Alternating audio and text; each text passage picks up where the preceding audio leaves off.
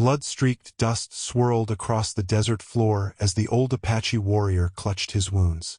The ambush had come without warning, arrows and bullets finding their mark with deadly precision.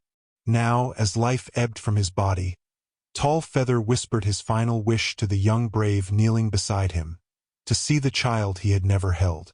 The small party journeyed through treacherous canyon lands to fulfill his dying request, only to discover an empty cradle marked with ancient symbols that hadn't been seen for generations. The medicine man's face turned ashen as he traced the markings. What dark power had taken the child, and why were these forbidden symbols left in its place? Could the old warrior's bloodline be connected to something far more mystical than anyone suspected?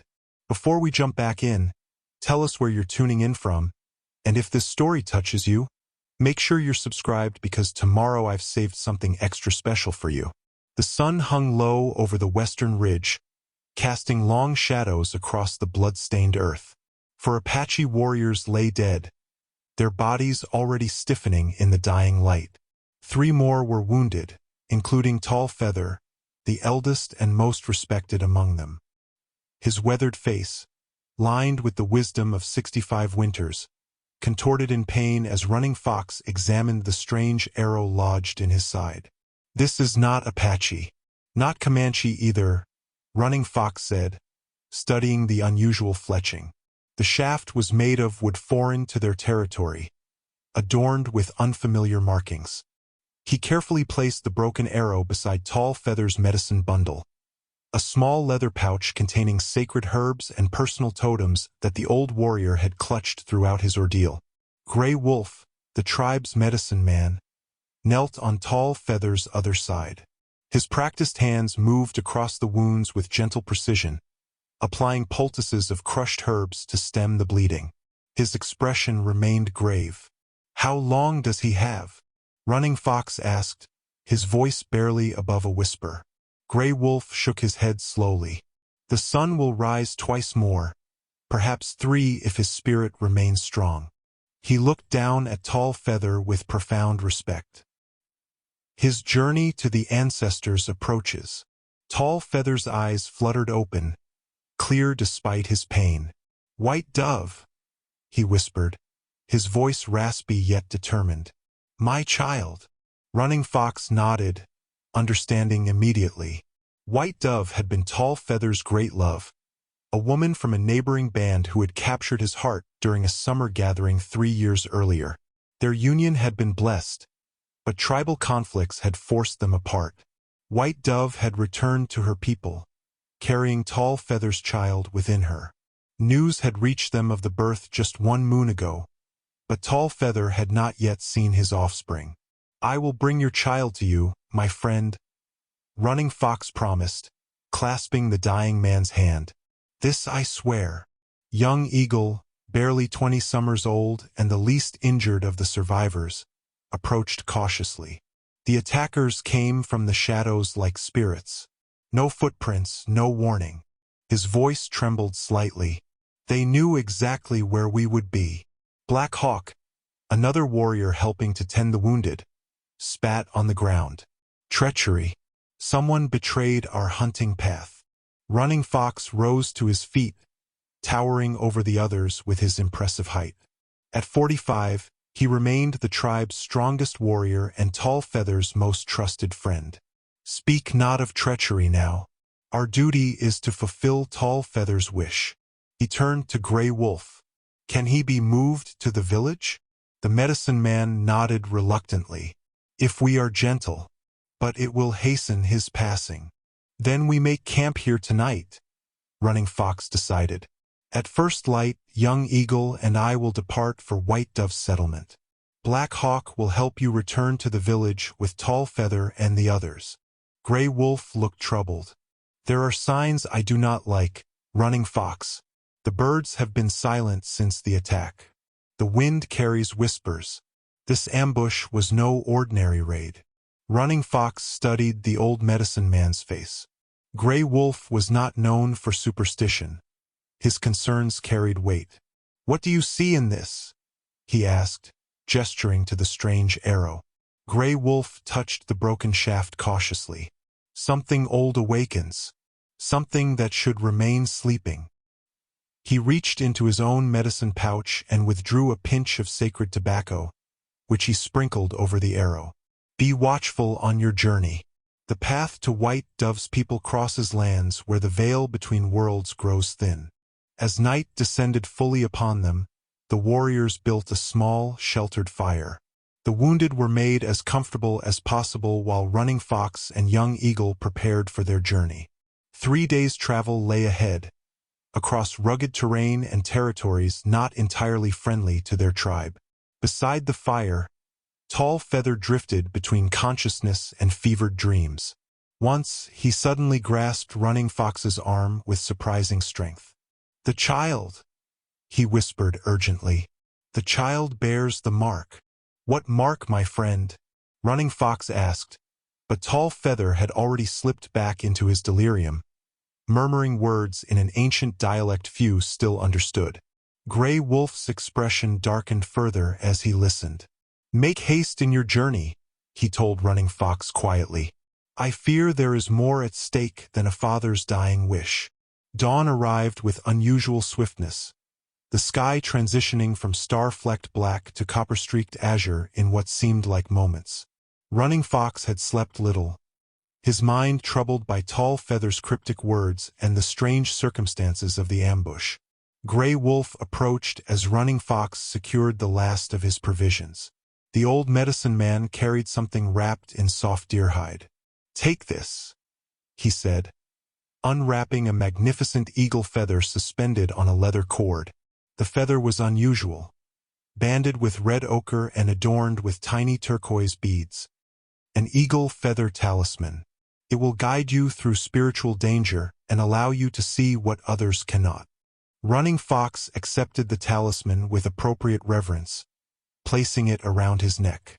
"I have traveled to White Dove's settlement before. The path is known to me." "The path may be known, but what walks upon it is not," Gray Wolf replied.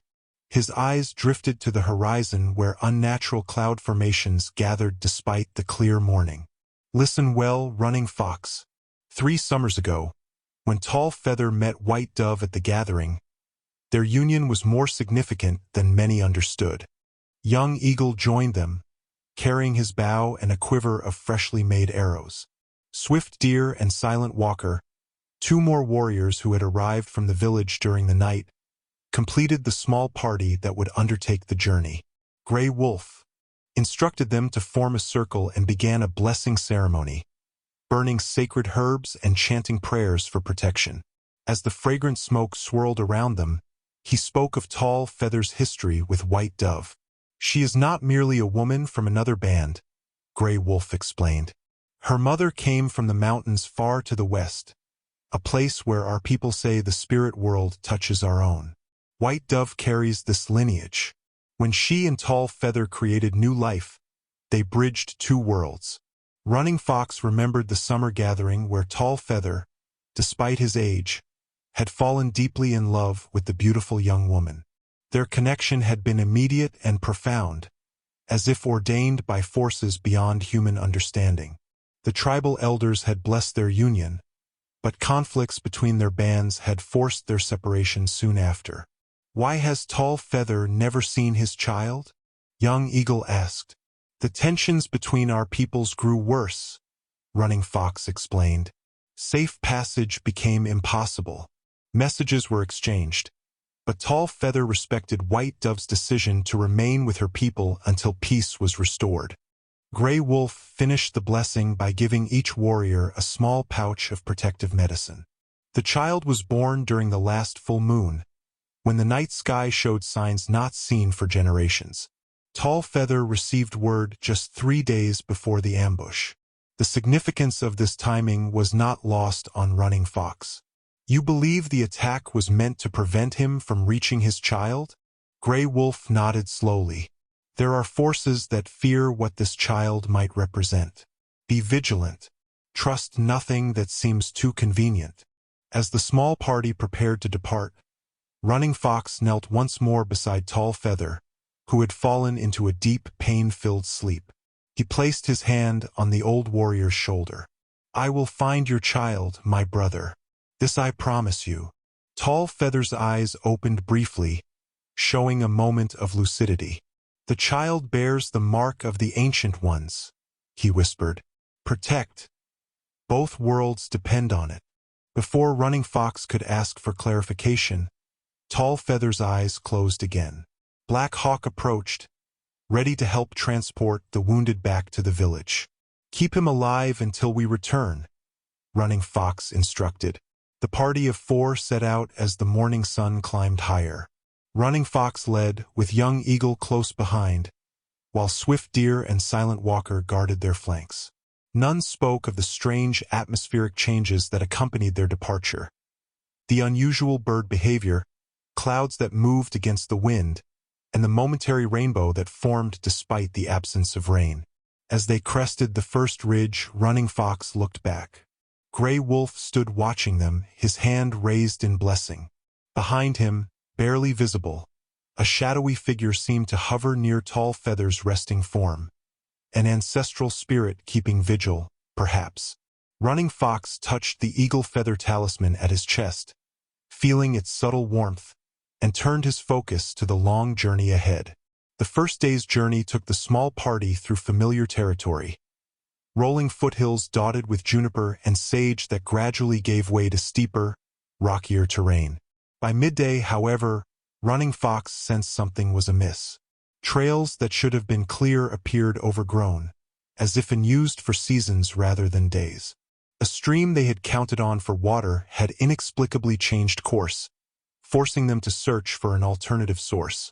The land itself resists us, murmured Silent Walker, the oldest of the 4 warriors. Though only 35, his experiences as a scout had given him an almost supernatural connection to the natural world. As they paused to rest in the shadow of a sandstone outcropping, Young Eagle discovered something embedded in the rock face. A weathered stone tablet with ancient carvings.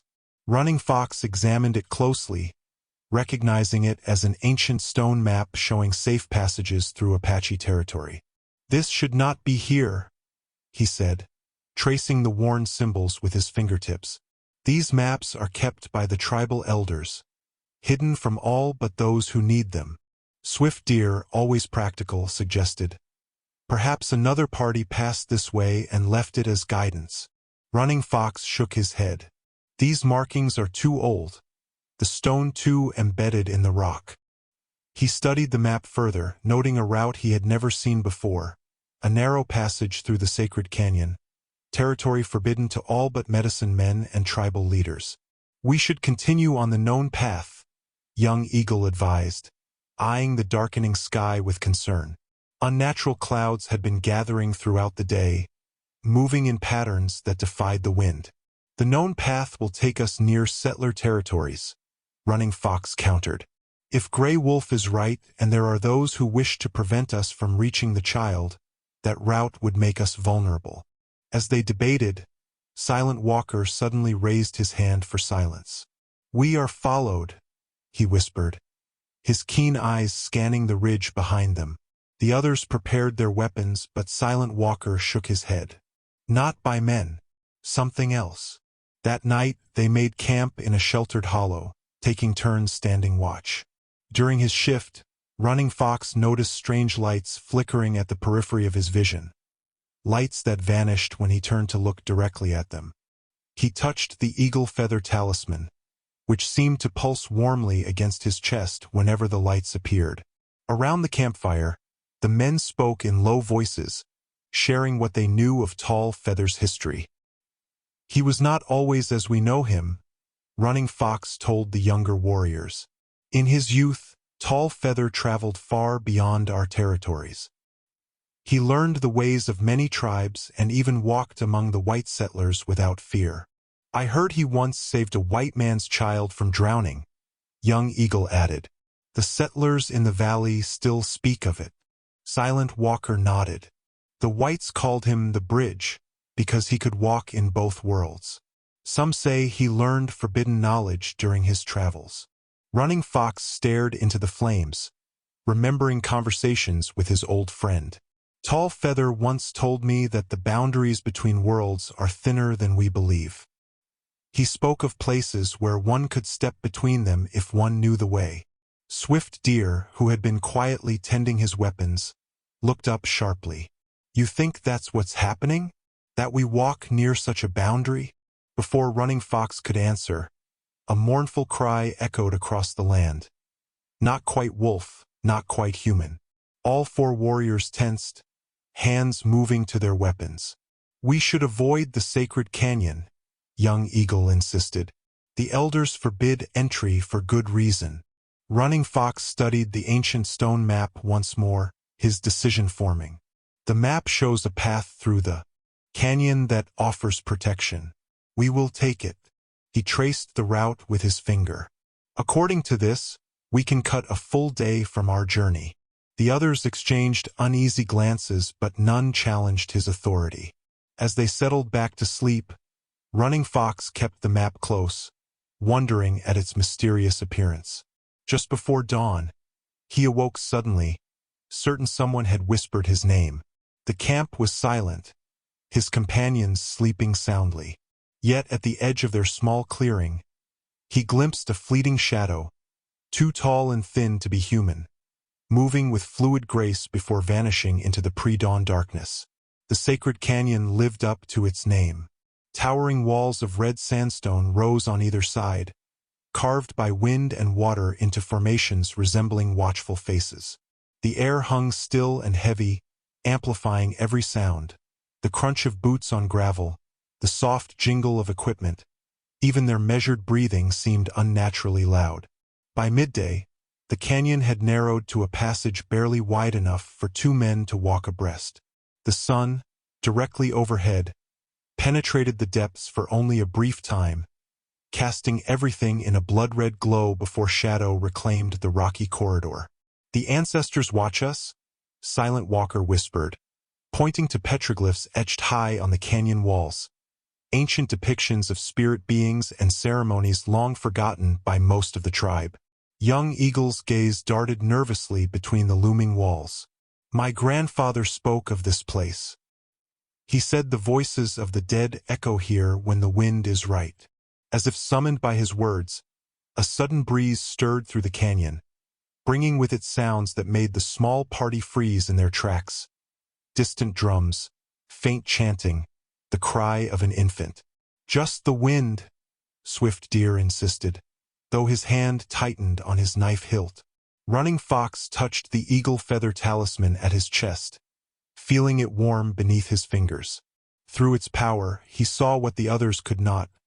Translucent figures moving alongside them, some in ancient Apache dress, others in garb he did not recognize. The spirits kept their distance, observing rather than threatening. They made camp that evening in a small alcove where the canyon widened slightly. While gathering wood for a small fire, young Eagle discovered something gleaming among the rocks. A small, polished piece of black volcanic glass, perfectly smooth on one side. A black obsidian mirror. Running Fox identified it, taking the object carefully. Medicine men used these to see beyond the physical world. As firelight flickered across its surface, the obsidian reflected not their faces but shifting shadows and lights that moved independently of the flames.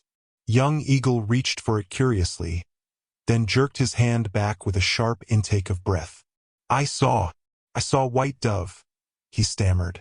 She was singing to a child, but shadows surrounded them both. The others gathered around the mirror, but only young Eagle could see the visions within its depths. His voice grew increasingly troubled as he described them. White Dove in a small cabin, rocking an empty cradle. Strange figures moving outside the windows, symbols drawn in what looked like blood on the door. The visions may not be literal, Running Fox cautioned. The spirit world speaks in symbols and metaphors. Silent Walker, who had been scouting the perimeter of their camp, returned with disturbing news. There are tracks outside the canyon entrance. Not Apache, not settler, not any tribe I recognize. Swift Deer examined the tracks by torchlight. Too narrow for a man, too long for a wolf. And look, He pointed to impressions in the dust. 5 toes, but the shape is wrong. Running Fox recalled Tall Feather's teachings about the shadow people, beings that existed between the human and spirit worlds, neither fully flesh nor fully spirit. According to legend, they appeared in times of great spiritual significance, often as harbingers or protectors. We must be vigilant tonight, he instructed, arranging their sleeping positions in a defensive circle around the fire. No one sleeps alone. As night deepened, the sounds of the canyon changed. Wind whispered through narrow passages, creating eerie melodies that almost formed words in a language none of them fully understood. Twice, swift deer spotted eyes reflecting firelight from the darkness. Eyes set too high on the canyon walls for any normal creature. In the deepest part of night, Silent Walker shook Running Fox awake. "Listen," he whispered. A child's laughter echoed through the canyon, followed by a woman's gentle shushing. The sound was impossibly close, as if just beyond the circle of firelight. Running Fox clutched the obsidian mirror, which had grown ice-cold despite the fire's warmth. In its surface, for just a moment, he glimpsed what young Eagle had described, White Dove singing to her child, unaware of the shadowy figures surrounding her cabin. But there was something else, something young Eagle hadn't mentioned. A symbol painted on the child's forehead, identical to one of the markings Grey Wolf had found so disturbing on the empty cradle. They emerged from the sacred canyon as the sun crested the eastern horizon, casting long shadows behind them. The shortcut had indeed saved time. According to Running Fox's reckoning, they were now just half a day's journey from a small trading post where Apache and settler alike sometimes gathered to exchange goods. "We can resupply there," Running Fox told his companions. "Perhaps gather news of White Dove's settlement." The trading post came into view by midday, a collection of simple log structures nestled in a small valley. But as they approached, an unnatural silence settled over them. No smoke rose from chimneys. No horses stood in the corral. No voices called in greeting or warning. "Something is wrong," Swift Deer murmured, notching an arrow to his bowstring. They entered the settlement cautiously, weapons ready. The buildings stood intact, but the people were gone.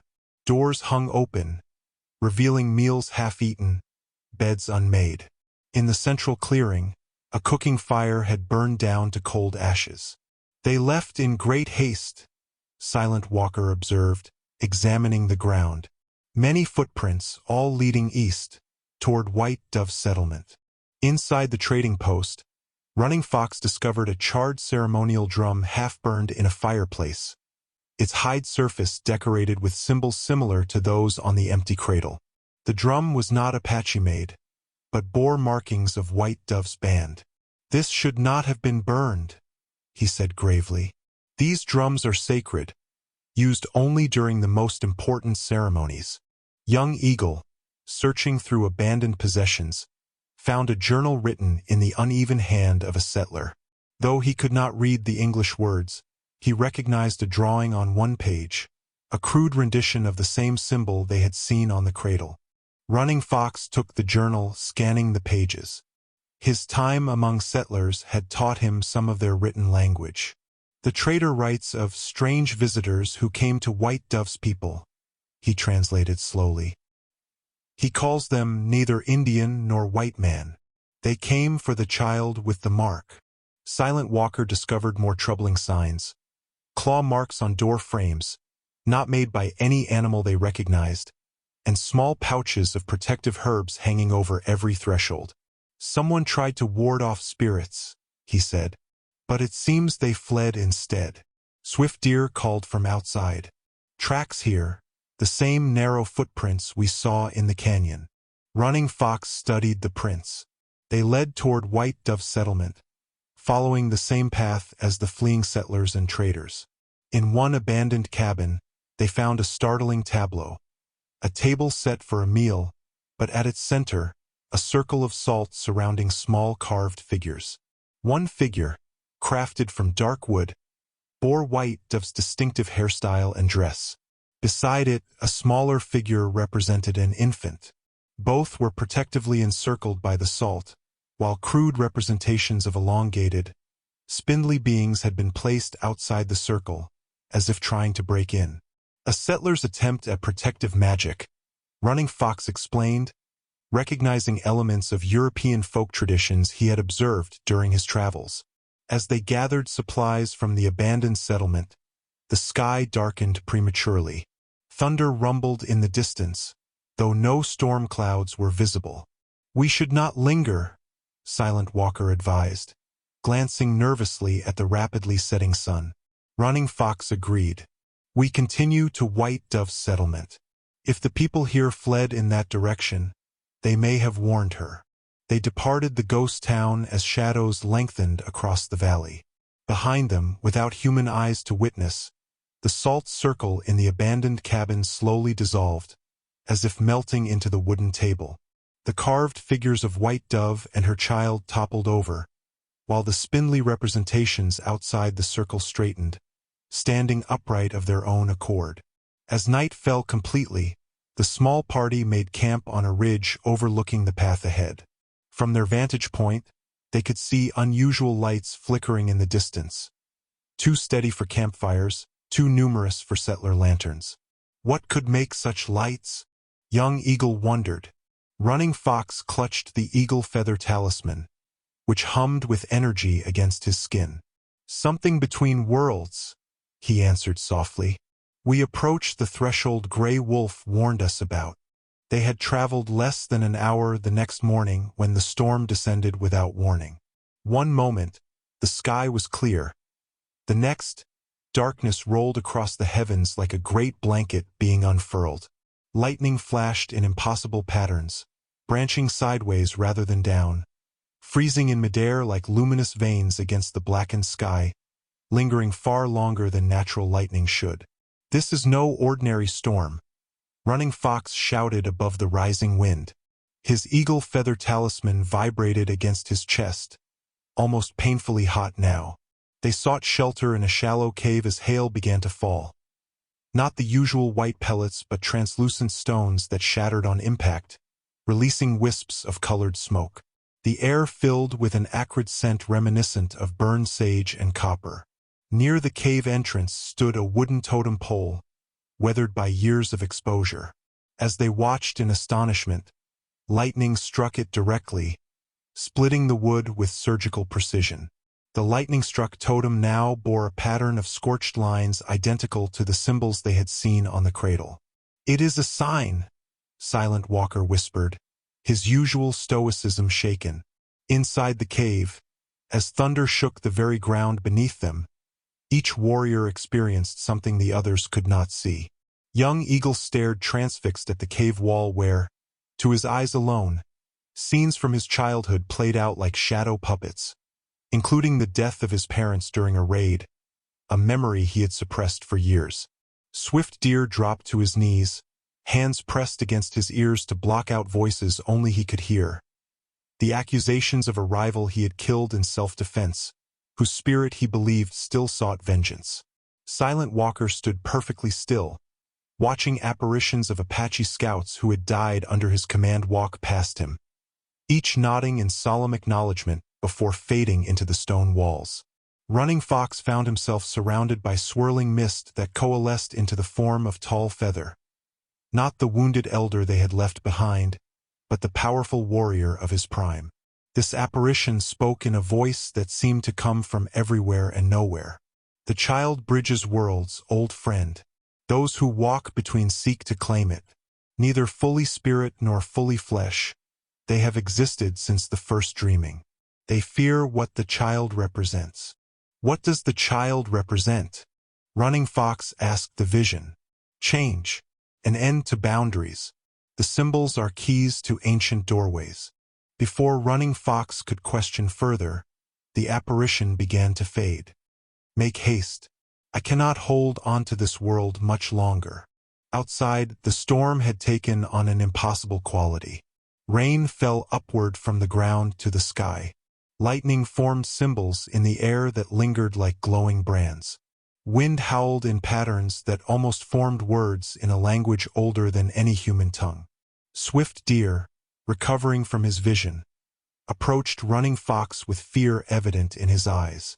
"This journey has become too dangerous. Perhaps we should return to the tribe, seek more guidance from Gray Wolf." Running Fox shook his head firmly. "Tall Feather's time grows short. The child is in danger. We must continue." "But what can 4 warriors do against powers that command the very elements?" Swift Deer persisted. Running Fox touched the eagle feather talisman. "We are not defenseless. Gray Wolf prepared us for this." He gestured to the lightning-struck totem. "The symbols show us we are on the right path." As suddenly as it had begun, the storm ceased. Sunlight broke through dispersing clouds, illuminating a landscape transformed. The path ahead was now lined with wildflowers that should not have bloomed in that season. The air shimmered with tiny motes of light that danced on the breeze. "Look there!" Young Eagle pointed toward the horizon where a perfect rainbow arched across the sky, its end seeming to touch the exact location of White Dove Settlement. Silent Walker studied the phenomenon with narrowed eyes. "It guides us forward, but I sense it is not the only thing watching our journey." Running Fox nodded, feeling the weight of unseen eyes upon them. "We are being tested. Come. We must reach White Dove Settlement before nightfall." As they resumed their journey, none of them noticed the small footprints that had appeared in the mud behind them, child-sized but unnaturally perfect, as if made by something that had only seen human tracks but never actually walked as humans do. White Dove Settlement appeared in the valley below as sunset painted the western sky in bands of crimson and gold. It was smaller than Running Fox remembered, just 7 cabins clustered around a central clearing, with a larger communal structure serving as both meeting place and ceremonial center. Her people, a band that had broken away from the main Apache tribe generations ago, had adopted some settler ways while maintaining their core traditions. As they descended the trail, Running Fox sensed immediately that something was wrong. No smoke rose from cooking fires. No children played in the clearing. No dogs barked to announce their arrival. "Like the trading post," Swift Deer murmured. Arrow knocked and ready. They entered the settlement cautiously. Unlike the trading post, there were signs of struggle here. Overturned furniture, scattered belongings, a shattered water jug leaking into the dusty ground. Yet no bodies, no blood. "White Dove's dwelling was there," Running Fox said, pointing to a small cabin set slightly apart from the others. Its door hung open, swinging gently in the breeze. Inside, they found evidence of a hasty departure or struggle. Blankets were strewn across the floor, a cooking pot had been knocked from its hook above the hearth, and a water basin was overturned, its contents long since soaked into the earthen floor. In the corner stood an empty cradle, intricately carved from a single piece of pine. It was this cradle that immediately drew their attention, for carved into its surface, burned, as if by a brand, were the same symbols they had seen repeated throughout their journey. The marks looked fresh, the wood around them still darkened with soot. "These were not here when the cradle was made," Running Fox said, touching the symbols carefully. "These were added recently." Young Eagle examined the cabin's threshold. No forced entry. The door was opened from within. Swift Deer found a small moccasin beneath the overturned blankets, sized for an adult woman, decorated with White Dove's distinctive beadwork pattern. She was here when whatever happened, happened. Silent Walker, who had been circling the cabin's exterior, called for them. "Tracks here. Many people moving quickly. And those others, the narrow footprints, they were here too." Running Fox followed the trail of footprints with growing concern. They led from the cabin to the edge of the settlement, then scattered in multiple directions, as if the group had suddenly dispersed. A faint sound from one of the other cabins caught his attention.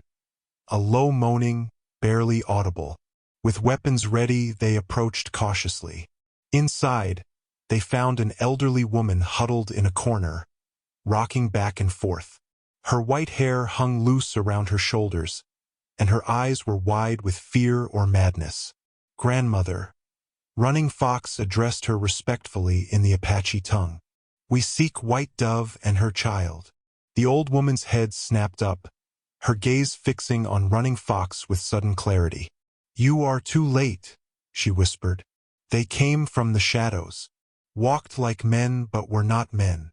Swift Deer offered her water, which she drank greedily. "Who came, grandmother? What did they want?" "The marked child." Her gnarled finger traced one of the symbols in the air. "Born when the moon swallowed the sun." White Dove knew they would come. She prepared, but they were too strong. "Where did they take them?" Running Fox asked. The old woman shook her head. "Not take. White Dove went willingly after they marked the cradle. Said the marks were a message only she could read." Her voice dropped even lower. "She spoke to them in the old tongue, the one from before our people came to these lands." Running Fox exchanged glances with his companions. White Dove's mother had come from a band that claimed to preserve languages and traditions from the earliest days of their people. "Which way did they go?" Silent Walker pressed. The old woman pointed west, toward mountains shrouded in perpetual mist. "To the forgotten caves, where the ancient ones left their paintings on stone." She clutched Running Fox's arm suddenly, her strength surprising. "The child has both bloods, of this world and the other. That is why they seek it. That is why they fear it." As darkness fell completely, they made the old woman comfortable with food and fresh water. Outside, standing wolf-spotted movement at the settlement's edge. Tall, thin shadows that seemed to flow rather than walk, gathering just beyond the reach of their torchlight. "They watch us," he whispered, "waiting for us to follow." As they prepared to depart for the forgotten caves at first light, Running Fox found himself dwelling on Grey Wolf's reaction to the symbols on the cradle. The medicine man had recognized them immediately, his face draining of color as he traced their outlines. Yet he had shared little of what he knew, offering only vague warnings about ancient powers. That night, while his companions slept, Running Fox used the obsidian mirror to attempt communication with Grey Wolf across the distance separating them. It was a technique Tall Feather had once described, though Running Fox had never attempted it himself. Focusing his thoughts on the medicine man, he gazed into the mirror's black surface. For long moments, nothing happened. Then, like water rippling outward from a dropped stone, the obsidian surface seemed to liquefy. Grey Wolf's weathered face appeared, eyes widening in surprise. "You have found the gift of far-seeing," the medicine man's voice whispered, as if carried on the wind. "What have you discovered?" Running Fox described White Dove's abandoned home, the marked cradle, and the old woman's account of shadow beings who spoke an ancient tongue. Grey Wolf's expression grew increasingly troubled. Finally, he sighed deeply. "There is much I should have told you before you departed. I had hoped, but no matter. Listen closely." The medicine man reached out a view, then held up what appeared to be a hidden tribal codex, a scroll of cured hide covered with symbols similar to those on the cradle. "This knowledge is forbidden to all but the most senior medicine men," Grey Wolf explained. "It speaks of the shadow people, beings who exist in the space between our world and the spirit realm. They are the original inhabitants of this land, here long before our ancestors arrived." "Why would they take White Dove's child?" Running Fox asked. "Because the child is special. Tall Feather's bloodline is not purely of this world." Grey Wolf unrolled the hide further, revealing drawings of beings with elongated limbs and oversized eyes. 7 generations ago, his ancestor, a powerful medicine man, took a shadow woman as his wife. Their descendants carry the blood of both worlds, though it often lies dormant. Running Fox absorbed this revelation with growing understanding. And White Dove. Her mother's people are keepers of the old ways, the original ceremonies that honored the shadow people. When White Dove and Tall Feather created a child together, they unknowingly fulfilled an ancient prophecy. Grey Wolf pointed to markings on the codex that matched those on the cradle.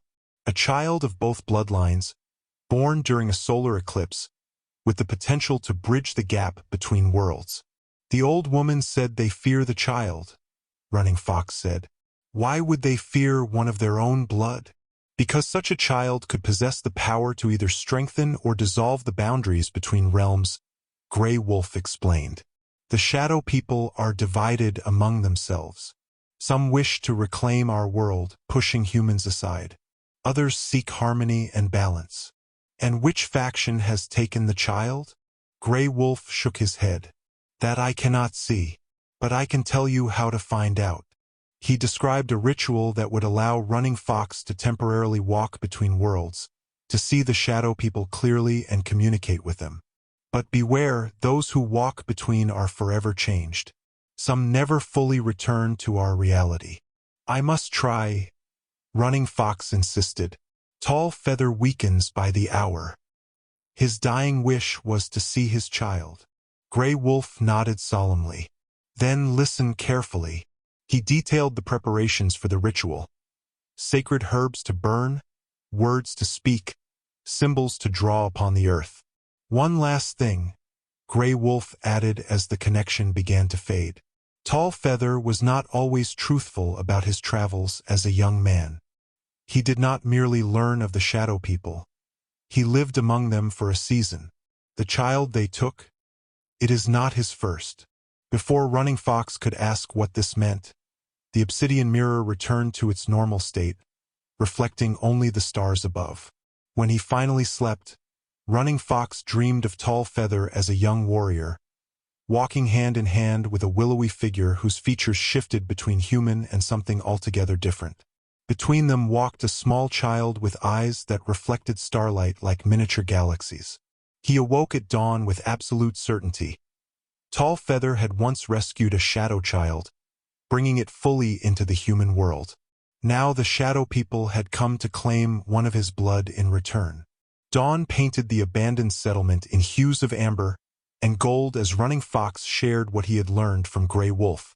His companions listened in stunned silence, their expressions shifting from disbelief to grim acceptance as he described Tall Feather's shadow bloodline and the ancient prophecy surrounding the child.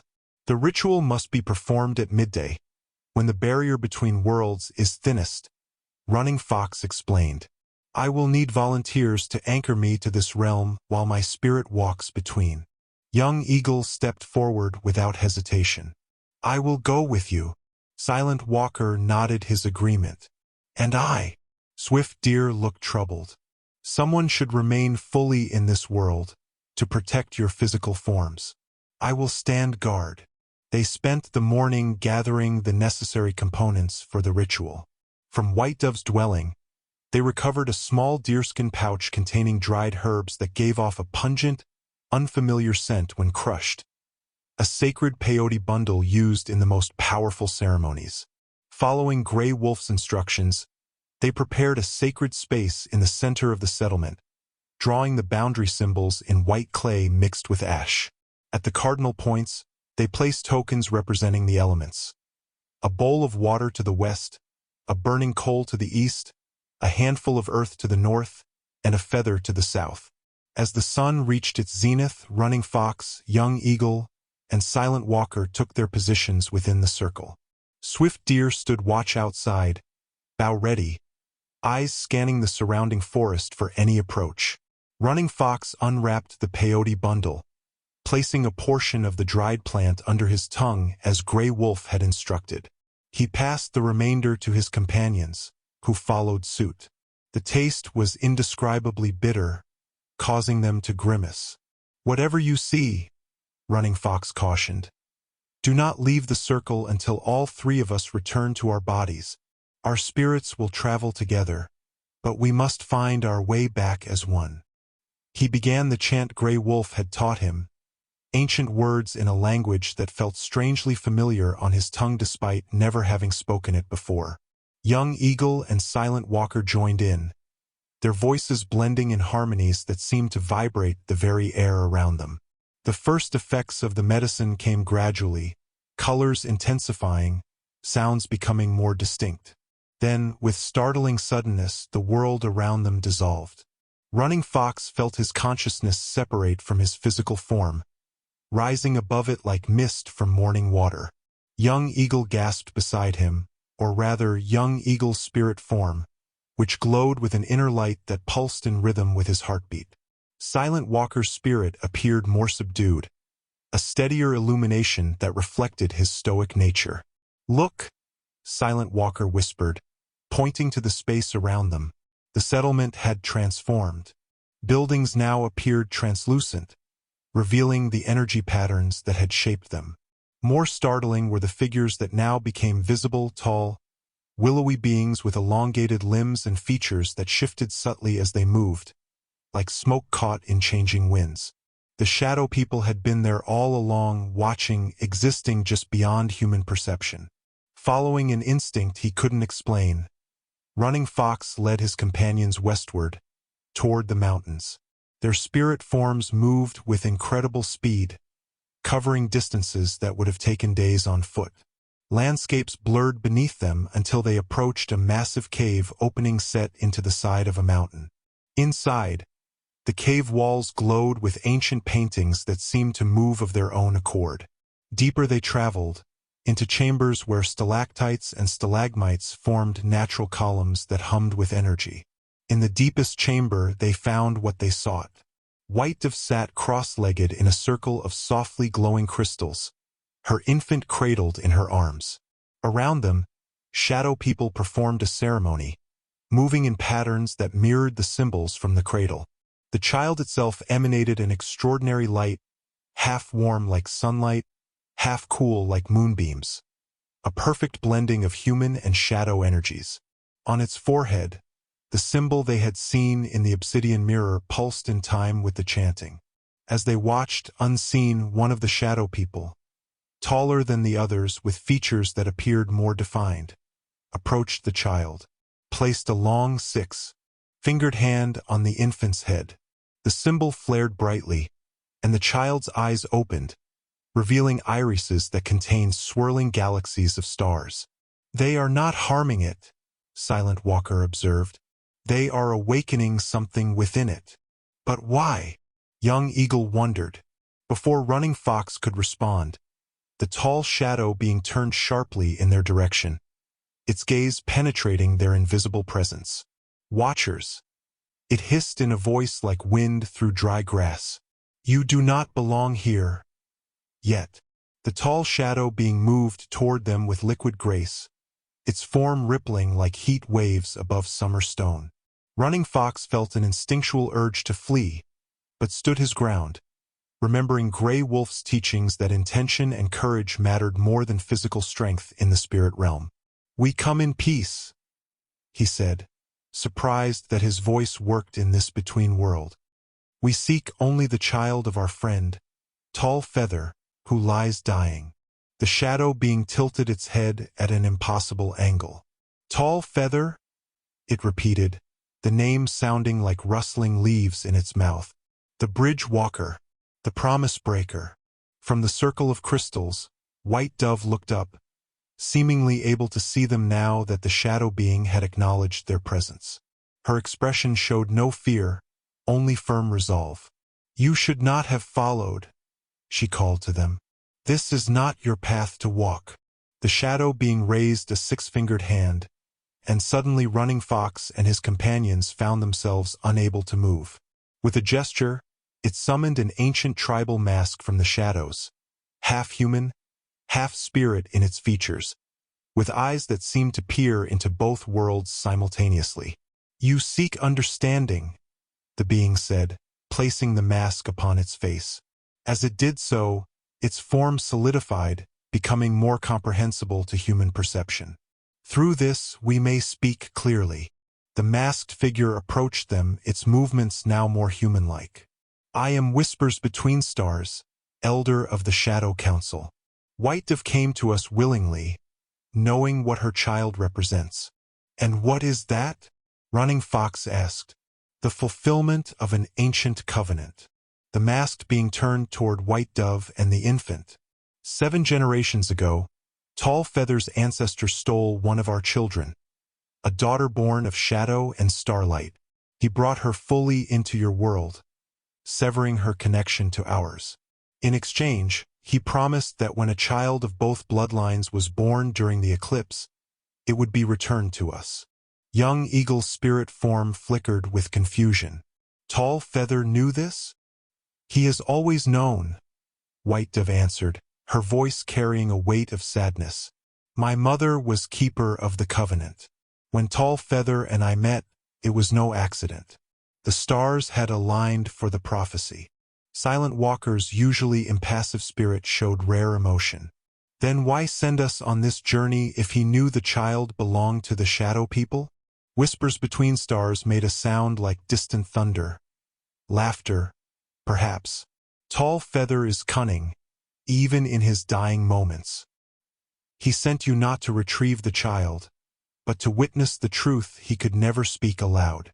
With another gesture, the being summoned ghostly images that played out around them like a living memory. A young Tall Feather, strong and vibrant, venturing into caves much like these. His meeting with a female shadow being of extraordinary beauty. Their forbidden love. The child born of their union with eyes like the night sky. Tall Feather did not merely rescue a shadow child. Running Fox realized aloud. He fathered one, and then abandoned both mother and child when your tribe threatened war against our kind. Whispers between stars confirmed.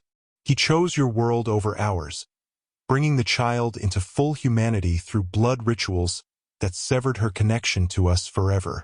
White Dove rose, bringing the infant forward. This child is the great-grandchild of that union, carrying the strongest shadow blood since that first mixing. With it, the boundaries between our worlds can be repaired. Or destroyed entirely, added another shadow being who stepped forward, this one wearing a mask marked with symbols of warfare and chaos. Running Fox suddenly understood the division Grey Wolf had mentioned. Some shadow people wished to use the child to heal the separation between worlds. Others sought to collapse the boundaries completely, allowing them to reclaim the physical realm. Why show us this? Running Fox asked. Because you must choose, Whispers Between Stars replied. Tall Feather's bloodline began this imbalance. Now his dearest friend must help restore it. The masked figure extended a hand toward Running Fox. The child requires protection from those who would misuse its power. Will you stand with those who seek harmony between worlds, or those who wish to conquer? Before Running Fox could answer, a violent tremor shook the cave. The vision began to fragment around them, colors bleeding into one another. Your bodies call you back, Whispers Between Stars said urgently. The medicine fades. Return now, or remain trapped between forever. The last thing Running Fox saw before the vision collapsed was White Dove pressing her finger to the child's forehead, the symbol there glowing with blinding intensity. Running Fox gasped as his consciousness slammed back into his physical body.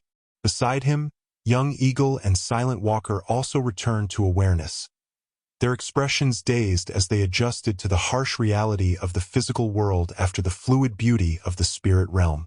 Swift Deer knelt beside them, relief evident on his face. You were gone so long, he said. The sun has already begun its descent. How long? Running Fox asked, his voice rough. For hours, Swift Deer replied. And we have company. He nodded toward the edge of the settlement where a lone figure stood watching them, a white trapper with a long rifle cradled in his arms. Running Fox rose unsteadily to his feet, still integrating the revelations from the vision quest. Young Eagle and Silent Walker flanked him as they approached the stranger cautiously.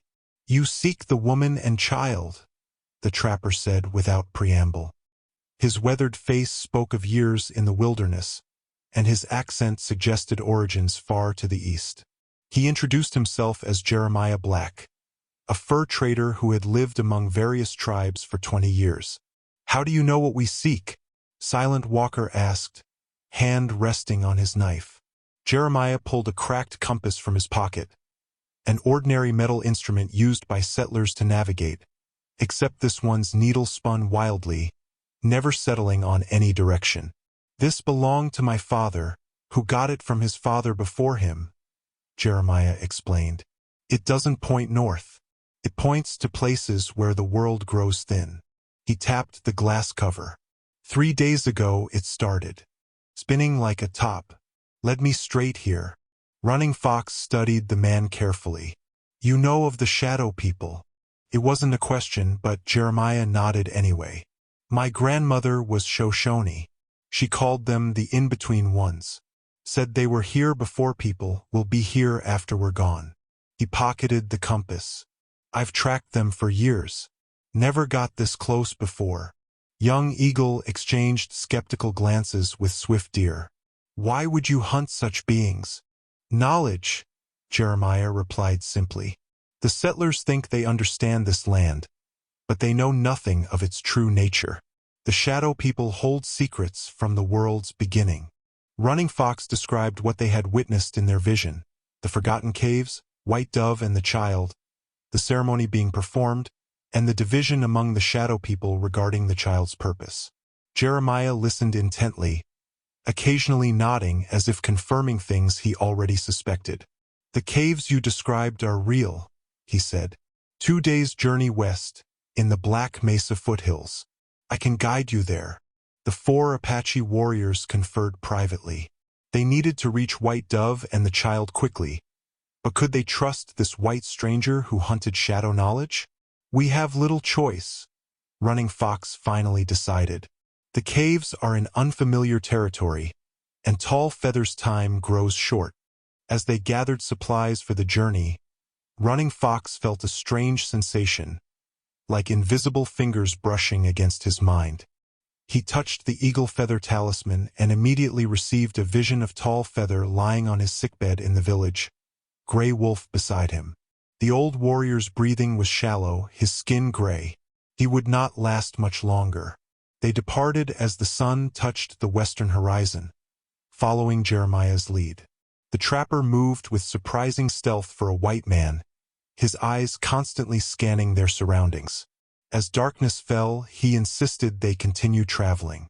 The shadow people are stronger at night, he explained, but so is their visibility.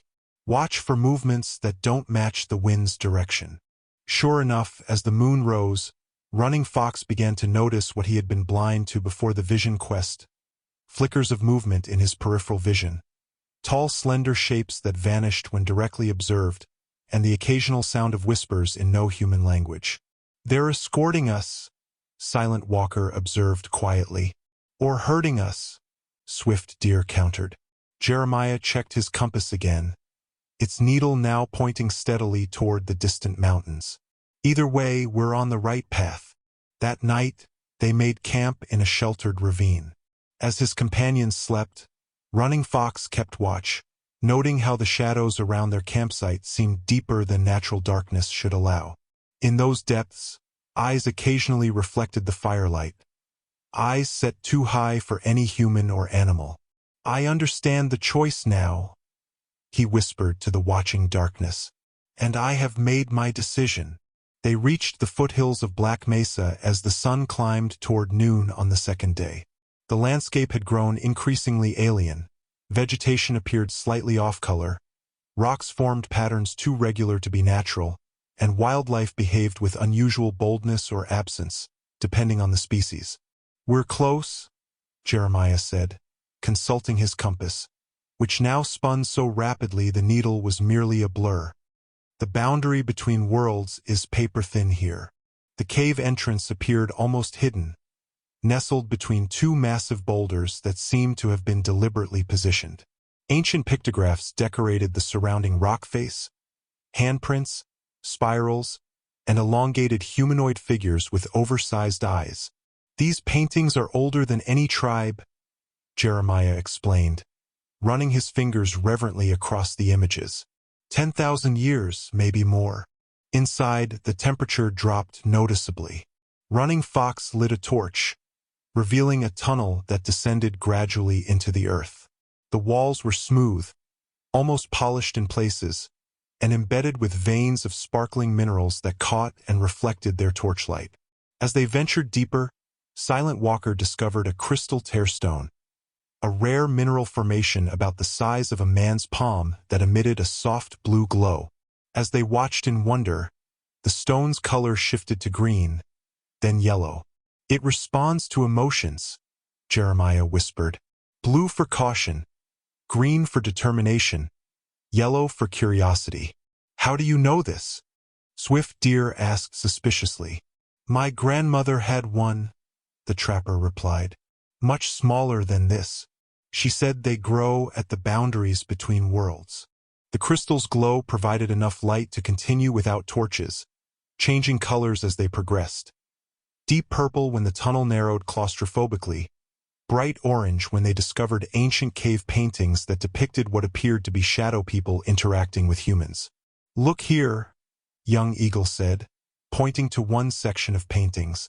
The images told a clear story. Tall, slender beings teaching early humans to make fire, to hunt, to grow crops. They were guides to our ancestors. Until something changed, Running Fox noted, indicating the next sequence of paintings, which showed conflict between the two groups. The tunnel eventually opened into a vast chamber where stalactites and stalagmites had grown together to form natural columns. At the center stood a pool of water so still it perfectly mirrored the crystal formations hanging from the ceiling. "We're not the first to arrive," Silent Walker whispered, pointing to fresh footprints in the dusty floor. Some human, others with the distinctive elongated shape of shadow people. The crystal tear stone suddenly pulsed a deep crimson. Jeremiah tensed. "Red means danger. We're not alone." From the darkness beyond the pool emerged 3 shadow people, their forms more substantial than those Running Fox had seen during the vision quest. They carried no weapons, but their very presence radiated power. "The bridge walker's friend returns," said the foremost figure, its voice like wind through dry grass. "With companions, and a seeker of forbidden knowledge." Its gaze fixed on Jeremiah with ancient malevolence. Running Fox stepped forward. "I come for Tall Feather's child. He is dying and wishes to see his offspring before he passes to the spirit world." The shadow being tilted its head at an impossible angle. "The child is undergoing the awakening. To interrupt would endanger both worlds." "Then let me speak with White Dove," Running Fox pressed. The beings conferred among themselves in their whispering language before the leader responded. "Follow if you dare. But the knowledge seeker must remain here." It pointed a 6-fingered hand at Jeremiah. Young Eagle drew his knife. "We stay together." The shadow being made a sound like falling. Pebbles, laughter, perhaps. "The trapper's intentions are not pure. He seeks to capture one of our kind, to prove our existence to his people." All eyes turned to Jeremiah, whose expression confirmed the accusation. From inside his coat, he slowly withdrew a small iron cage inscribed with strange symbols, a trap designed specifically for spirit entities. "You would enslave one who has guided you?" Running Fox asked, disappointment evident in his voice. "Knowledge requires evidence," Jeremiah replied without remorse. "I would have released it eventually." The crystal tear stone flashed brilliant red as Jeremiah lunged suddenly toward the nearest shadow being. Trap extended. The being simply dissolved into mist, reforming several feet away. The other 2 moved with blinding speed, flanking the trapper. "Stop!" Running Fox commanded, but it was too late. The shadow beings touched Jeremiah simultaneously, their fingers passing partially through his flesh. The trapper froze mid-motion, his expression locked in determination and fear. "He is between now," said the leader. "Neither here nor there. His fate rests with you, Bridge Walker's friend. Proceed to the inner chamber and complete your task. If you succeed, we will release him. If you fail, he remains between forever." Running Fox instructed Swift Deer and Young Eagle to remain with the frozen trapper while he and Silent Walker followed the shadow beings deeper into the cave system. The crystal tear stone, now clutched in Silent Walker's hand, pulsed with alternating hues of violet and indigo, colors of mystery and spiritual awakening. The tunnel narrowed until they were forced to proceed single file, the ceiling so low in places that they had to crouch. The air grew increasingly dense with unfamiliar scents, something like ozone after lightning, mixed with sweet herbs and minerals. Eventually, they emerged into a cathedral-like chamber with walls that seemed to shimmer between solid rock and translucent membrane.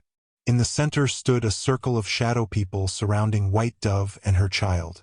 Above them, the cave ceiling opened to the sky, allowing a single shaft of sunlight to illuminate the scene.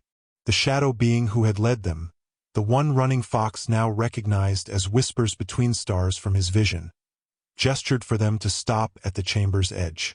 "Observe, but do not interfere," it cautioned. "The awakening nears completion." White Dove sat cross-legged on a stone dais, her child cradled in her arms. The infant's skin seemed to shimmer, alternating between solid flesh and something more ethereal. The symbol on its forehead glowed with increasing intensity. "What are they doing to the child?" Running Fox asked. "Not to," Whispers Between Stars corrected. "With, the child exists in both realms simultaneously, a painful, dangerous state. We stabilize its essence, allowing it to control its dual nature rather than being torn apart by it." Silent Walker studied the ceremony with his characteristic attention to detail. "These are not the actions of enemies," he observed quietly. "We have never been enemies," Whispers Between Stars responded. "Merely displaced. When your ancestors first came to these lands, they could see us clearly. We shared knowledge, taught them to survive in this harsh country. But as generations passed, humans grew increasingly bound to the physical world, losing their ability to perceive us." Running Fox remembered the cave paintings they had seen earlier. Something changed. There was conflict. The shadow being's form rippled with what might have been a sigh. Some of our kind grew jealous of humanity's solid existence, their ability to shape the physical world. They sought to possess human bodies, to experience physical sensation. Others among us fought to protect humans from this violation. A war ensued that nearly destroyed both our peoples. From a small stone bowl near the dais, another shadow being retrieved what appeared to be a shadow capture stone. A black stone bowl filled with water that reflected nothing, instead showing swirling galaxies and stars within its depths. "This is how we were eventually contained," Whispers Between Stars explained. "Ancient human shamans and our elders created these vessels to trap those who sought to possess human bodies. The boundaries between worlds were strengthened, and we retreated largely from human awareness." "And now?" Running Fox asked. "Now the boundaries weaken. The child represents both hope and danger. Some among us," the being gestured to a group of shadow people standing apart from the circle, their forms darker and more substantial than the others, "believe the child should be used to dissolve the boundaries completely, allowing our kind to reclaim the physical world." "And you disagree?" "I believe in balance," Whispers Between Stars replied. "The child can strengthen the boundaries while maintaining passages between worlds, allowing controlled interaction without dominance by either side." The shadow capture stone was now being used in the ceremony, held above the child's face. Within its depths, light swirled in patterns matching the symbol on the infant's forehead. "Tall feather betrayed both worlds," the shadow being continued. "When he fathered a child with one of our kind, it was an act of love. But when he took that child fully into the human world, severing its connection to us through blood rituals, it created an imbalance that has grown for generations." Running Fox understood now. "And this child is the counterbalance." "Precisely. Neither fully human nor fully shadow, but a bridge between, as Tall Feather himself might have been, had he embraced both sides of his heritage." White Dove looked up suddenly, her eyes meeting Running Fox's across the chamber. Without speaking aloud, he heard her voice in his mind. "Tell him his daughter has forgiven him," she said. "Tell him she waits for him in the space between, to guide him on his final journey. The realization struck Running Fox like a physical blow. The child Tall Feather abandoned. She died? Whispers Between Stars nodded solemnly. Neither world could fully claim her. She exists now in the boundary between life and death, between human and shadow, a guardian of the threshold. As if in response to this revelation, the sunbeam illuminating the ceremony suddenly intensified. The child rose from White Dove's arms, floating several inches above her hands, suspended in the light. The floating child began to emit pulses of light, alternating between warm gold and cool silver, like heartbeats of sun and moon. The shadow people circling the dais responded with harmonic tones that filled the chamber, vibrating the very air. The awakening nears completion, Whispers Between Stars explained. But a final element is required. From among the shadow people, a figure approached carrying a ceremonial object wrapped in what appeared to be woven moonlight.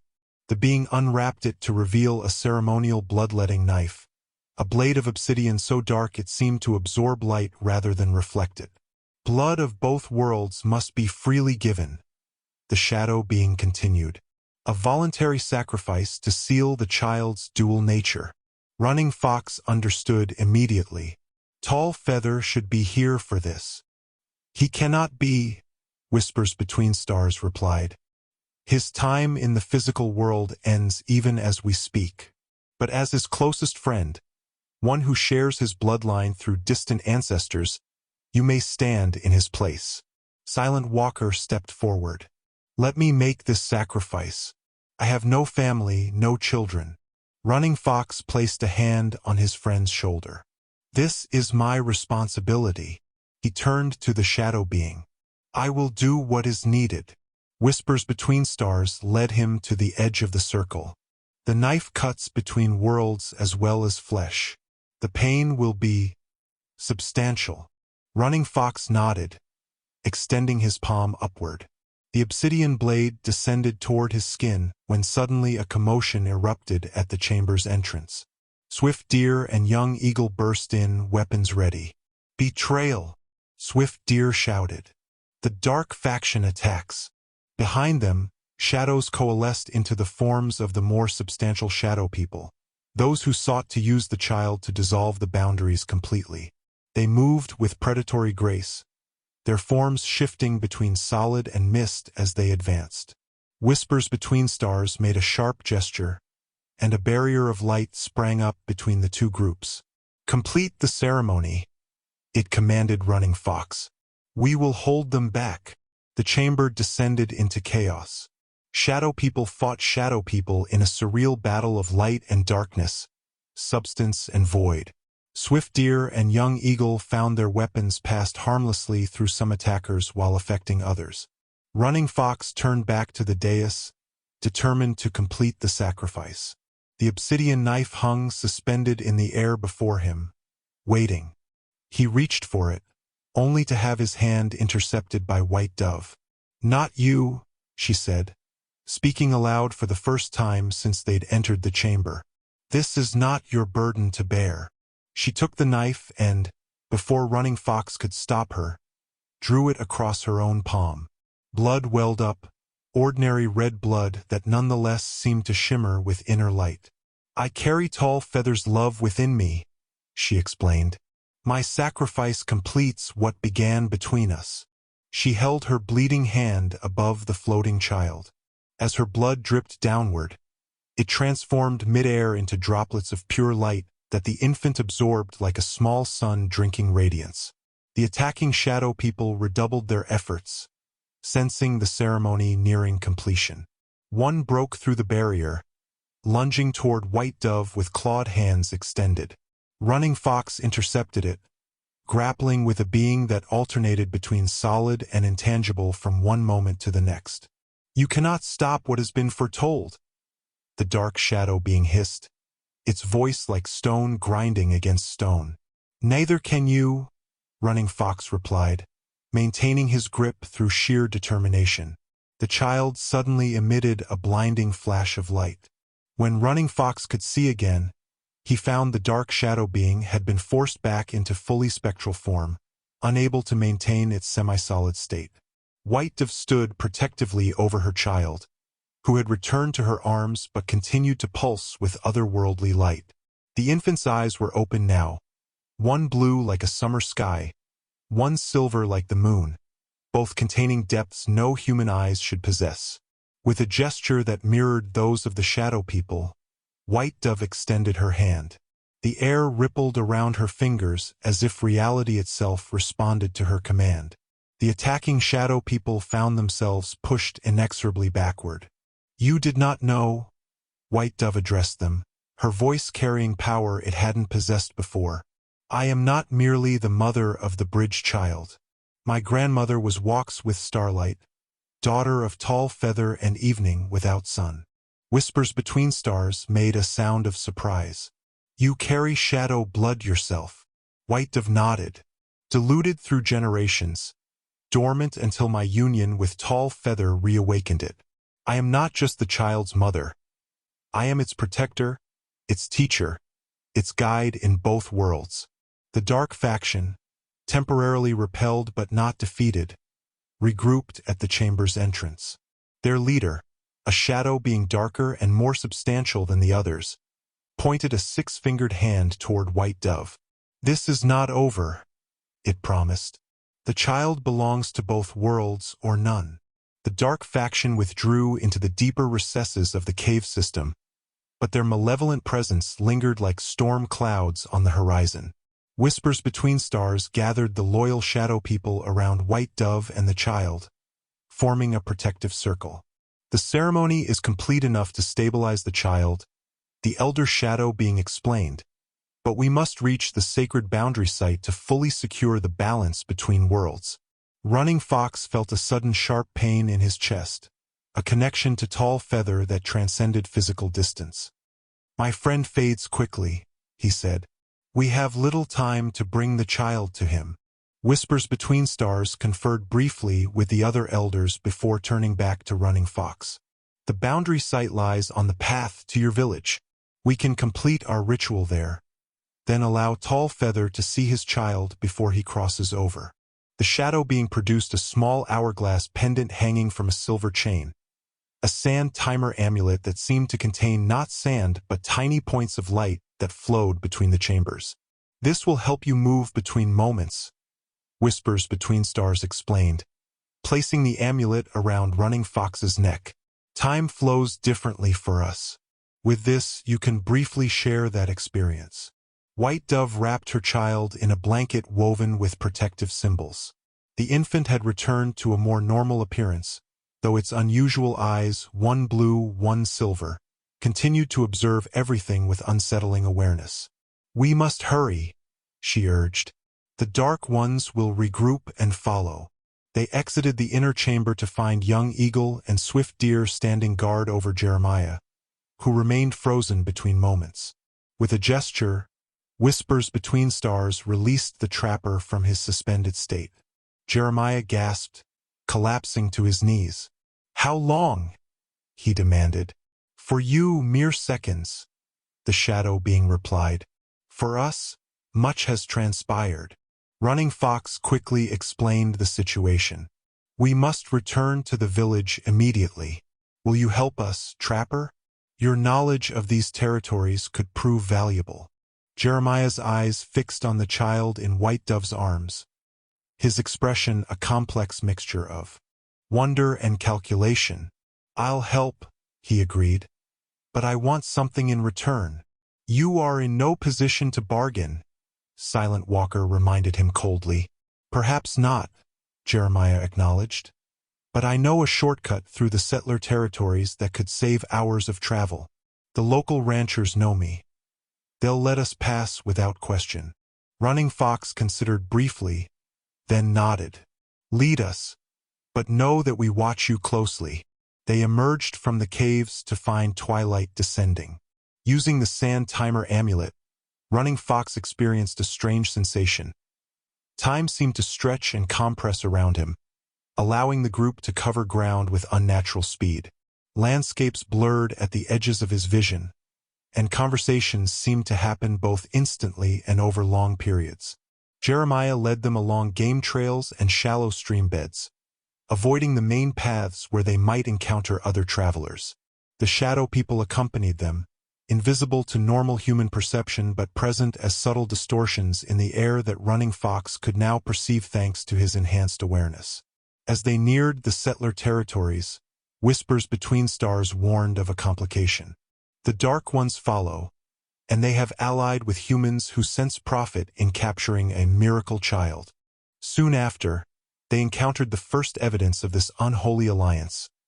Armed settlers positioned along the trail ahead, carrying not just rifles but strange devices of iron and silver that Jeremiah identified as spirit traps similar to his own. "Someone has been sharing knowledge," the trapper muttered, looking troubled. They diverted through a ravine, but found more armed men waiting. White Dove clutched her child closer, her eyes narrowing as she sensed encirclement. "They hunt us from both worlds," she said. Running Fox felt the sand timer amulet grow warm against his chest. Using its power, he perceived multiple pathways through time and space, thin spots where reality could be traversed differently. There, he pointed to what appeared to be solid rock but glimmered strangely to his enhanced perception. A threshold between. Whispers between stars confirmed his insight. A doorway few can see. It will take us directly to the boundary site near your village. White Dove approached the seemingly solid rock face, her child reaching out a tiny hand toward it. Where the infant's fingers touched the stone, ripples spread outward like water disturbed by a pebble. "The child opens the way," whispers between stars explained. "A natural bridge maker." As the rock face shimmered into transparency, revealing a tunnel of swirling light beyond, Running Fox received another painful reminder of Tall Feather's fading life force. The connection between them had grown tenuous, like a thread stretched to breaking. "We must hurry," he urged, leading the way into the tunnel. "My brother walks the edge of the spirit world. His time in this life is measured in minutes, not hours." The journey through the threshold felt like passing through a waterfall of light, simultaneously instantaneous and eternal. When they emerged, the familiar landscape of their tribal lands surrounded them. The village lay just beyond the next rise, smoke from cooking fires rising lazily into the evening sky. Running Fox felt Tall Feather's life force flutter weakly, like a flame in strong wind. "We have minutes at most," he told the others. Gray Wolf met them at the village outskirts, his aged face lined with exhaustion. "I have held his spirit as long as possible," the medicine man said. "He breathes still, but only through my arts." The old healer's eyes widened as he took in their strange procession. White Dove carrying the unusual child, the four warriors, Jeremiah hanging back uncertainly, and the shadow people now visible to Gray Wolf's trained perception. "You have crossed boundaries I did not think possible," Gray Wolf murmured, leading them toward Tall Feather's dwelling. Inside, the dying warrior lay on a bed of soft furs. His once powerful frame had withered, skin stretched taut over bones. His breathing came in shallow gasps, each one seemingly his last. Around his wrist, Gray Wolf had tied a spirit-binding bracelet, a woven band containing hairs from Tall Feather, White Dove, and the child, bound with sinew and decorated with tiny shells that hummed with spiritual energy. "The bracelet anchors his spirit," Gray Wolf explained. "When it breaks, he will cross over." White Dove approached the bed slowly, cradling the child. Tears traced silent paths down her cheeks as she gazed upon her lover's diminished form. "He has held on through sheer will," she whispered.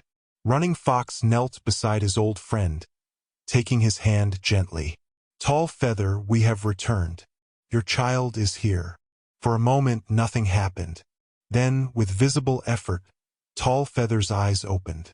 Recognition flickered in their depths as his gaze moved from Running Fox to White Dove, finally settling on the child in her arms. "My son," he breathed, the words barely audible. White Dove placed the infant beside Tall Feather. The child, displaying uncanny awareness, reached out a tiny hand to touch his father's face. Where their skin connected, a soft glow emanated. The same dual-toned light from the ceremony, gold and silver intertwined. "He sees you," White Dove said softly. "He knows you." Tall Feather's free hand shakily rose to touch his child's unusual eyes. One blue, one silver. "The bridge," he whispered. As she was. Whispers between stars stepped forward, becoming more visible through deliberate effort. "Your daughter forgives you, Bridge Walker. She understands now why you chose as you did." A single tear escaped Tall Feather's eye. "I abandoned her, out of fear. Fear of what you yourself were," the shadow being acknowledged. "But your blood has come full circle. Your grandson bridges the worlds you could not." Tall Feather's gaze returned to the child. "His name," White Dove smiled through her tears, "Two Worlds Walker. But his everyday name shall be Feather, in your honor." The dying warrior managed a faint smile. To everyone's astonishment, he began to speak. Not in gasping whispers, but in a clear, strong voice that seemed to come from his younger self. "Listen well, my son," he said to the infant. "I made mistakes born of fear. I denied half of my heritage, tried to live solely in one world when I was meant to walk between. Do not repeat my error. Embrace both sides of your nature." As he spoke, something extraordinary happened. The shadow people gathered around the bed, and where their forms intersected with the human observers, both became more defined rather than less. The boundaries between worlds thinned, not in collapse but in communion. The child, Little Feather, began to glow more intensely. From his tiny body, tendrils of light extended outward, connecting everyone in the room in a web of radiance. Through this connection, Running Fox experienced a moment of Tall Feather's consciousness. The accumulated wisdom of his long life, his regrets and joys, his final acceptance of his dual nature. Grey Wolf gasped in wonder. The child creates harmony between worlds. This has not been seen since the ancient days. Tall Feather's eyes met Running Fox's one last time. "My friend," he said, his voice growing fainter. "Protect him, guide him, tell him stories of both his heritages." "I swear it," Running Fox promised. With a peaceful smile, Tall Feather exhaled a final breath. The spirit-binding bracelet unraveled of its own accord, its fibers dissolving into motes of light that swirled upward. But instead of dissipating, they coalesced into a familiar form. A young, strong Tall Feather, standing at the threshold between worlds. Beside him appeared another figure, feminine and graceful, with the elongated features of the shadow people but warm human eyes. "His daughter," White Dove whispered in awe. "She came to guide him home." Father and daughter, reunited at last, raised their hands in farewell before fading from view. Not into nothingness, but into the space between worlds where they would dwell together, healing ancient wounds. Dawn broke over the Apache village as Tall Feather's body was prepared for his journey to the ancestors. His physical form was adorned with his finest garments, eagle feathers, and the weapons that had served him through life. But unlike traditional Apache funerals, this one incorporated elements from the Shadow People's rituals as well, symbols painted in luminescent pigments that seemed to shift and move in the early morning light. White Dove stood beside Running Fox, her child cradled in her arms. Little Feather watched the proceedings with those extraordinary mismatched eyes, one blue, one silver, that seemed to perceive far more than any infant should. "Will you stay with the tribe?" Running Fox asked her. White Dove nodded. "This is where he belongs, among both peoples." She gazed toward the edge of the gathering where the Shadow People stood, visible now to several of the tribe's more spiritually attuned members. "The boundaries between our worlds have become more permeable here. It is a beginning." Whispers between stars approached, carrying a small amulet crafted from materials of both worlds. leather and sinew interwoven with what appeared to be solidified moonlight and star fragments. The dual-world amulet gleamed with inner power as the shadow being placed it around the child's neck. "This will protect him as he grows," Whispers Between Stars explained. "It will help him navigate between realms until he learns to do so through his own abilities." Grey Wolf, who had spent the night in deep conversation with the Shadow Elders, joined them. The experience had aged him visibly, yet his eyes shone with newfound understanding. "We have much to relearn," the medicine man said. "Knowledge lost for generations must be reclaimed if we are to guide this special child."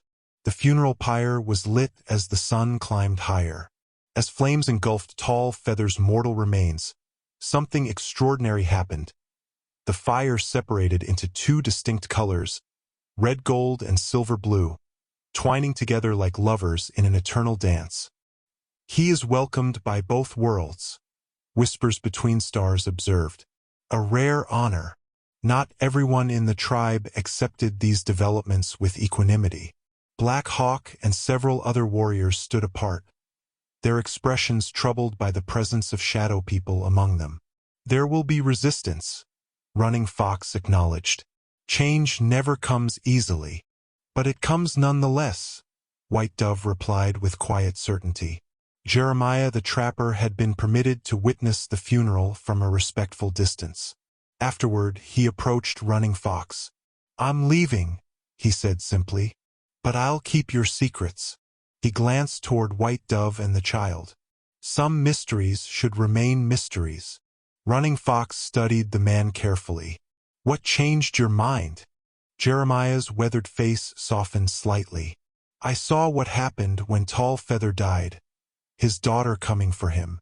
My own child was taken by fever 5 winters ago. Perhaps there are better reunions waiting than I had imagined." After the trapper's departure, the tribe gathered for a feast honoring Tall Feather's memory. Stories were shared, tales of his youth, his wisdom, his journeys among both Apache and white settlers. But now, new stories emerged as well, shared by the Shadow People. Accounts of Tall Feather's time among them, his love for a shadow woman, the daughter born of that union. "We honor the whole truth," Grey Wolf proclaimed. "No longer will we speak only of half a man." As evening approached, White Dove took Little Feather to the edge of the village where the boundary between worlds was thinnest. There, she began teaching him the first simple words of both human language and the whispered tongue of the Shadow People. To everyone's amazement, the infant responded with sounds that somehow incorporated elements of both. When he laughed, a sound like silver bells, small objects around him briefly floated before settling gently back to earth. "His abilities manifest already," Whispers Between Stars observed. "He will need guidance from both worlds." Running Fox, watching from nearby, recalled Tall Feather's final request, to protect the child and teach him of both his heritages. It would be a challenging path, finding balance between human and shadow, navigating the prejudices and fears of both peoples, preparing the child for whatever destiny awaited one who could truly walk between worlds. As if sensing his thoughts, Little Feather turned those extraordinary eyes toward Running Fox. For a moment, something ancient and knowing looked out from that infant face. A wisdom beyond time, a connection to both the physical world and the mysteries beyond. Running Fox bowed his head slightly in acknowledgement. "Two worlds in one being," he murmured. "Perhaps this is how healing begins, not by choosing one path or another, but by embracing the space between." In the distance, where the setting sun painted the horizon in bands of fire, a pair of eagles circled together, one with feathers of russet gold, the other silvery white, like moonlight given wing.